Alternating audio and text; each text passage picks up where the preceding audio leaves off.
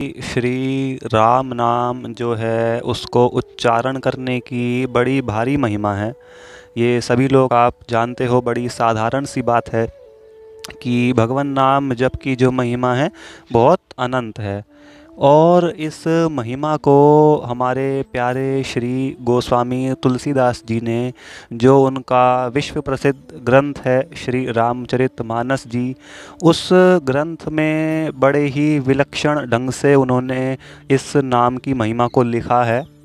बड़े विचित्र तरीके से उन्होंने अपने भाव बनाए हैं और इस ग्रंथ में लिखे हैं। और कहीं कहीं तो उनका भाव इतना प्रबल हो गया, उनका जो मतलब एक कहते हैं ना हृदय का उपयोग, बुद्धि का उपयोग, कि भाई इस चीज़ की सर्वश्रेष्ठता क्या हो सकती है। उन्होंने उस अपनी मतलब उपयोगिता को इतना बढ़ा दिया रामचरितमानस लिखते हुए कि कई कई बार तो ऐसा होता है कि काफ़ी सारी चीज़ें जब मानस को कई बार पढ़ लो, वो भी उसके हिंदी अर्थ को, तो जा कर के हृदय में प्रकाशित हो पाती हैं, तो जा कर के सही ढंग से समझ में आ पाती हैं कि हाँ भाई इस चौपाई का, इस दोहे का ये अर्थ होगा। वरना यदि ऊपरी ऊपरी ऐसे पढ़ो तो पाठ, देखो पाठ तो पाठ है भाई, उसका फल तो अमोघ है, वो भी बहुत अच्छी बात है, लेकिन कई बार जो है उसका गूढ़ अर्थ हृदय में अंदर नहीं आ पाता।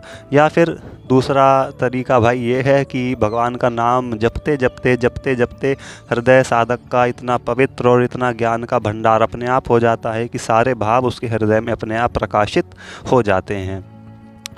तो कई कई बार उसमें ऐसा भी हुआ है श्री रामचरितमानस जी में कि जब गोस्वामी श्री तुलसीदास जी नाम की वंदना करते हैं, नाम वंदना के विषय पर लिखते हैं, नाम जप की महिमा के ऊपर लिखते हैं, तो उन्होंने राम नाम की जो महिमा है उसकी महिमा बाद में शुरू करी है। पहले जो वो लिखना शुरू करते हैं तो चौपाइयों में क्या लिखते हैं कि राम नाम की महिमा नहीं, जो राम के नाम में हिंदी वर्णमाला के शब्द आते हैं जिनसे राम का नाम बना है, जो तीनों अवयव हैं, वो कौन से हैं सभी को पता है, रे, आ और मैं।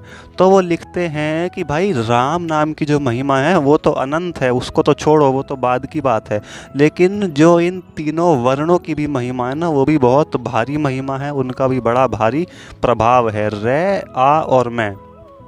तो अब आप सोचो कितने विलक्षण ढंग से मतलब इस चीज़ को उकेरा गया है, इस चीज़ को लिखा गया है।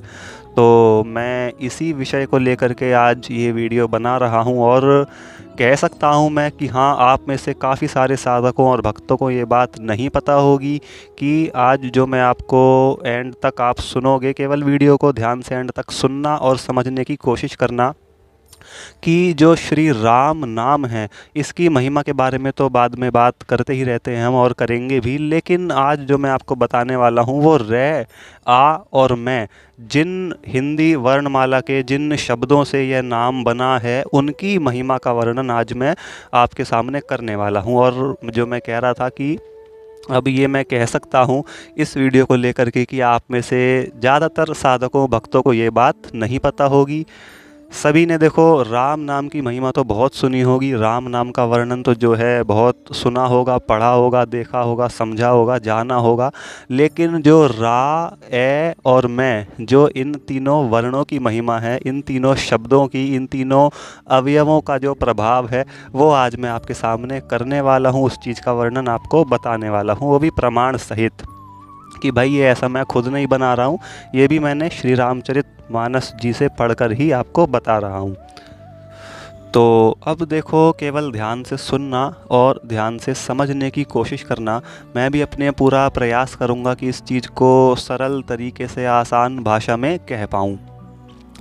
तो जब हमारे प्यारे श्री गोस्वामी तुलसीदास जी रामचरितमानस लिख रहे थे, उसमें जब नाम महिमा का विषय आया, जब राम नाम की वंदना का विषय आया, तो उन्होंने जो राम नाम की वंदना है वो थोड़ा बाद में शुरू करी।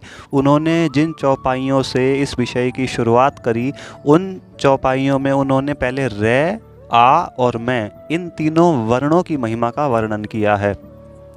अब देखो चौपाई क्या आती है आप सभी को पता होगी, यदि नहीं पता तो बड़ी प्रसिद्ध है, आप ढूंढोगे तो आपको मिल जाएगी। और शायद मैं बता देता हूँ, 18वां 19वां 20वां दोहा बालकांड का, मतलब कि स्टार्टिंग की बात है। 18 19 20 वे दोहे के आसपास की ये चौपाई है, आप देखोगे तो आपको मिल जाएगी। चौपाई आती है बंदौ नाम राम रघुवर को, हेतु कृसानु भानु हिमकर को। अब देखो ये पढ़ने में, सुनने में, समझने में तो बड़ी साधारण सी चौपाई है, सभी को पता भी होगी, लेकिन इसका जो अर्थ है, इसका जो गूढ़ भाव है, इसका जो आंतरिक मर्म है, वो बहुत विलक्षण है, एकदम बड़ी भयंकर महिमा है, बहुत ही विचित्र चौपाई है ये। वही वाली बात, या तो साधक ऐसा हो कि भाई उसका नाम जप इतना प्रबल हो कि उसको फिर किसी चीज़ की आवश्यकता ही ना हो, सारा ज्ञान उसके हृदय में अपने आप प्रकाशित हो जाए। और वरना जो मानस पाठ ऊपरी ऊपरी मतलब केवल मूल पाठों का पाठ जो करते होंगे, वो सिर्फ चौपाई उनके ये पढ़ने में आती होगी, इसका अर्थ नहीं समझ में आता होगा। लेकिन जब इस चीज़ को बार बार, वो भी उसका हिंदी अर्थ समझ करके पढ़ा जाए, तभी इसका जो गूढ़ अर्थ है वो हृदय में आता है। तो अब देखो इस चौपाई का मतलब क्या है, बड़े ध्यान से समझना और सुनना, बड़ा मज़ा आएगा। एंड में आप कहोगे हाँ भाई कुछ नया था, ये पहले हमने नहीं सुना। तो चौपाई की पहली लाइन का मतलब है बंदौ नाम राम रघुवर को। अब यहाँ पर हमारे गोस्वामी जी ने भगवान को राम नाम से संबोधित नहीं किया है, रघुवर कहा है कि मैं उन भगवान श्री रघुवीर जी का, मैं उन भगवान रघुवर जी का बंदौ नाम राम, उनके राम नाम की वंदना करता हूँ। जो भगवान श्री रघुवीर जी का राम नाम है, मैं उसकी वंदना करता हूँ। अब वो नाम कैसा है, ध्यान से सुनो। हेतु कृसानु भानु हिमकर को, जो कृसानु भानु और हिमकर का हेतु है। हेतु क्या होता है? हेतु का मतलब होता है बीज। बीज क्या होता है? बीज किसी वृक्ष का मूल होता है, बीज से ही सब कुछ होता है। अब यदि कोई वृक्ष बहुत ऊंचा उग करके बहुत बड़ा हो गया, दृढ़ हो गया, मतलब पूरा बड़ा वृक्ष बन गया, तो वो किस कारण से बना? उसका मूल क्या था? यदि उसका बीज ना होता धरती के नीचे, तो क्या वो बन जाता? वो नहीं बन पाता। तो हेतु किसे कहते हैं? बीज को, कारण को, मूल को, कि यदि वो नहीं होगा तो वो चीज़ जिसका वो हेतु है वो भी नहीं होंगी। यानी कि वृक्ष तभी होगा जब उसका बीज होगा, जब उसका हेतु होगा। जो वृक्ष में रस होता है, वृक्ष के फलों में रस होता है, वृक्ष की पत्तियां होती हैं, टहनी होती हैं, सब कुछ होती हैं, वो किससे निकलती हैं? बीज से ही निकल करके बाद में बनती हैं। तो बीज क्या हो गया? वृक्ष का हेतु हो गया। तो ठीक ऐसे ही राम नाम को क्या कहा गया है? हेतु कृसानु भानु हिमकर को, कि वो कृसानु भानु और हिमकर का हेतु है। तो यह तो हो गया मूल अर्थ, जो साधक और भक्तजन यदि हिंदी अनुवाद रामचरितमानस का पढ़ते होंगे तो ये समझ में उनके आता होगा। लेकिन अब जो इसकी गूढ़ता है, इसके थोड़ा मतलब इंटरनल हम एंट्री करते हैं, आंतरिक भावों के ऊपर चलते हैं। यहाँ पर देखो गोस्वामी श्री तुलसीदास जी ने जो शब्दों का चयन किया है, वो अपनी पूरी बुद्धि का उपयोग करके किया है, अपने पूरे भावों की प्रबलता को लगाकर किया है। अब भाई कृसानु का मतलब क्या होता है? अग्नि। भानु का मतलब क्या होता है? सूर्य। और हिमकर का मतलब क्या होता है? चंद्रमा। अब सोचने वाली बात यह है कि भाई उन्होंने यहाँ पर, जबकि इन तीनों चीज़ों को साधारण शब्दों में भी प्रकट किया जा सकता था, सूर्य, चंद्र और अग्नि भी वो कह सकते थे, लेकिन कृसानु, भानु और हिमकर ही क्यों कहा?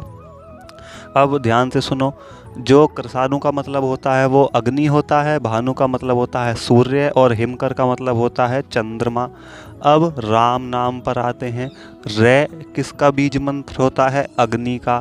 रा के बाद क्या आता है? आ किसका बीज होता है? सूर्य का। उसके बाद मैं किसका बीज होता है? चंद्रमा का।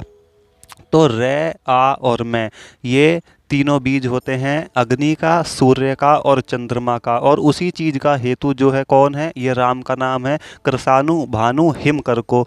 तो इन्हीं अवयवों का वर्णन करने के लिए, इन्हीं की महिमा को प्रकाशित करने के लिए तुलसीदास जी ने इन तीनों शब्दों का उपयोग किया है, कृसानु भानु और हिमकर। अब वो कैसे किया है, इन शब्दों से इस राम नाम में जो वर्ण आते हैं इनकी महिमा कैसे प्रकाशित हो रही है, अब वो सुनो ध्यान से। कृसानु में से जो अग्नि का स्वरूप है, जो अग्नि का ही एक पर्यायवाची शब्द है और उसी का बीज है र।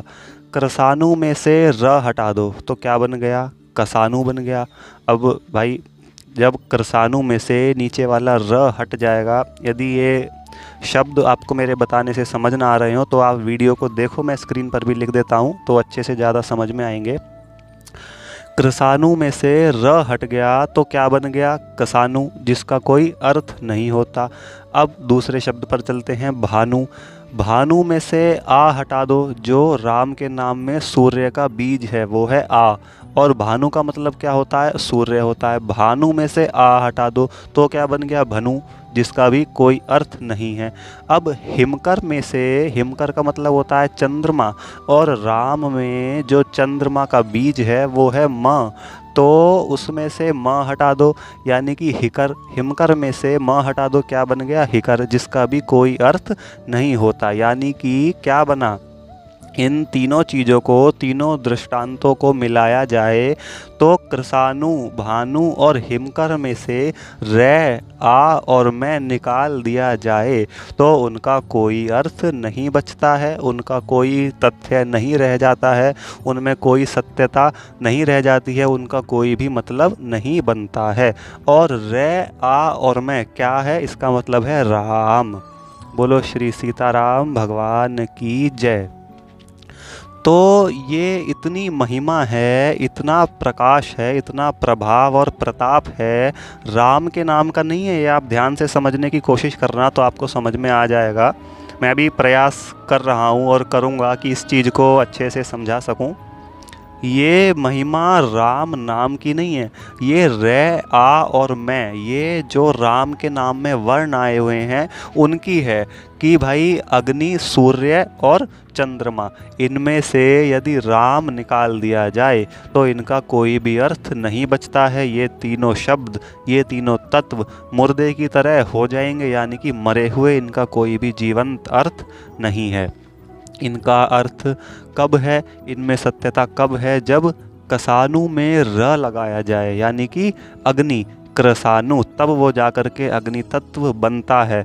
और सूर्य में आ लगाया जाए, भानु, तब जाकर के वो सूर्य तत्व बनता है। और चंद्रमा यानी कि हिमकर में मैं लगाया जाए, तब जाकर के वो चंद्र तत्व बनता है। और रै, आ और मैं लग गया तो क्या बना, राम, यानी कि सूर्य, चंद्र और अग्नि, इनमें राम लगाए गए, इनमें राम को जोड़ा गया, तब जाकर के इन तत्वों की कुछ सत्यता है, नहीं तो ये खाली हैं, इनका कोई मतलब नहीं है।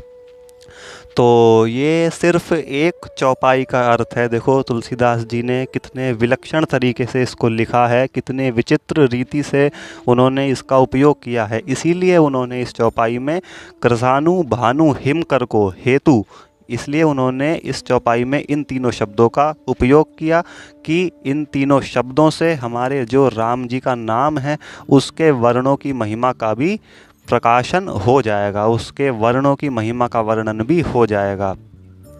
और अब आ जाते हैं इस नाम के जप पे। तो राम यानी कि रै, आ और मैं, तो जो भी साधक मन लगा करके श्रद्धा और विश्वास रूप से इस नाम को जपता है तो सबसे पहले क्या आता है, अग्नि का बीज मंत्र जो है र, उससे क्या होता है, आग लगती है, अग्नि का बीज है वो। तो यानी कि अग्नि जाकर के साधक के हृदय में जितने भी पुराने पाप होते हैं उनमें जाकर के प्रविष्ट हो जाती है और पुराने पाप सारे जल कर के भस्म हो जाते हैं। उसके बाद आता है आ, यानी कि सूर्य का बीज। सूर्य का काम क्या है? प्रकाश।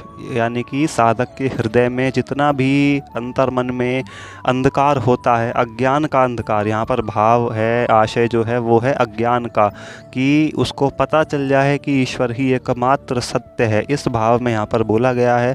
तो जितना भी उसके हृदय में अंधकार होता है अज्ञान का, वो सारा मिट जाता है जपते जपते। जब वो नाम अपनी रस को प्रकट करना शुरू करता है तो क्या होता है साधक के हृदय में? यही होता है, सारा ज्ञान उसका मिट जाता है। सूर्य का काम क्या है? अंधकार को मिटा करके प्रकाश को फैलाना, और ज्ञान का प्रकाश उसके हृदय में उदय हो जाता है। तीसरा वर्ण है म। म क्या है? चंद्र का बीज, चंद्रमा का बीज मंत्र। तो और चंद्रमा का काम क्या है? शीतलता, शांति, उसको सभी संताप जलन से बचा करके शीतलता और शांति प्रदान करना।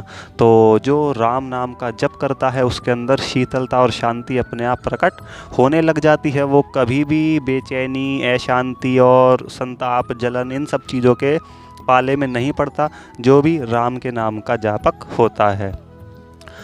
तो ये थी राम नाम की महिमा, नहीं थी ये विशेषतः, यदि ध्यान लगा करके आपने सुना हो और समझा हो, ये राम के नाम की महिमा नहीं थी, ये राम के नाम में जो वर्ण आए थे रे, आ और मैं, ये उनकी महिमा थी।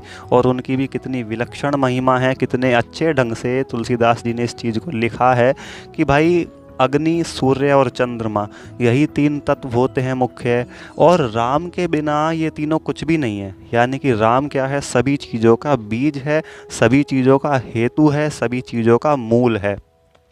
और जो भी राम नाम जपता है उसके साधक के हृदय में, उस जापक के अंतर्मन में इन तीनों तत्वों का जो है भाव आशय आने लगता है, इन तीनों तत्वों का प्रकाश उसके हृदय में आने लगता है, पुराने पाप जल जाते हैं, अज्ञान मिट जाता है और शांति उसको तत्काल मिल जाती है।